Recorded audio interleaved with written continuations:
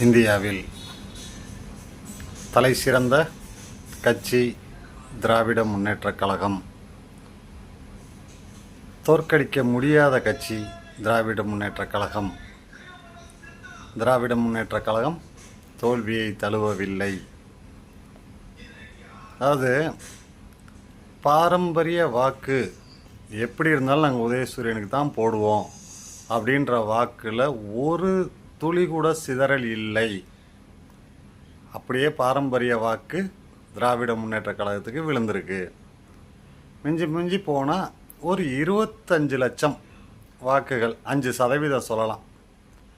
துரோகிகளால் துரோகத்தால் வெற்றிக்கு தேவையான வாக்குகள் மட்டும் வித்தியாசம் வந்திருக்கு. பாரம்பரிய வாக்கு எந்த ஒரு கட்சிக்கு குறைகிறதோ, பாரம்பரிய வாக்கே போனால் தான் அந்த கட்சி வீழ்ச்சியை அடைஞ்சிருச்சுன்னு அர்த்தம், பின்னடைவை சந்திச்சிருச்சுன்னு அர்த்தம்.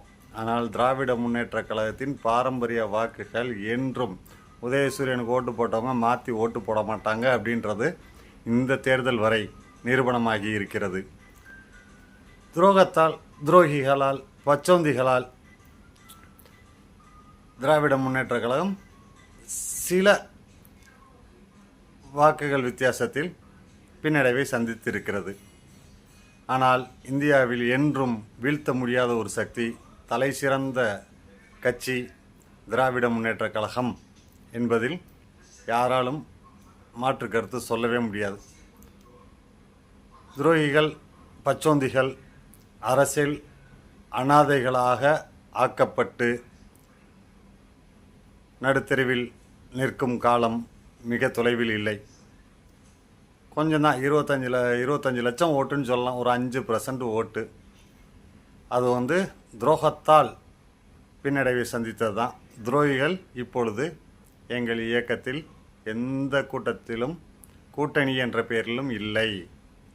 இனி முத்துவேல், கருணாநிதி, ஸ்டாலின் என்பவர் அரியணை ஏறும் காலம் மிக தொலைவில் இல்லை. என்றும் வீழ்த்த முடியாத ஒரு இயக்கம் திராவிட முன்னேற்ற கழகம். திராவிட முன்னேற்ற கழகம் பின்தங்கிருச்சு, தோற்றுருச்சு அப்படின்னு சொல்லணும்னா பாரம்பரிய ஓட்டு, பாரம்பரிய வாக்குகள் குறைந்தால் மட்டுமே அந்த வார்த்தை எடுத்துக்கொள்ளப்படும். ஆனால் இப்பொழுது முழுக்க பாரம்பரிய வாக்கு, திராவிட முன்னேற்ற கழகத்தின் வாக்கு என்னன்னாலும் கண்ணை மூடிட்டு உதயசூரியனுக்கு போடுவோம் அப்படின்ற வாக்கு எங்கும் சிதறவில்லை. ஆகவே திராவிட முன்னேற்ற கழகம் தனிப்பெரும்பான்மையுடன் மிக சிறப்பாக ஆண்டு கொண்டு தான் இருக்கிறது, வாழ்ந்து கொண்டு தான் இருக்கிறது.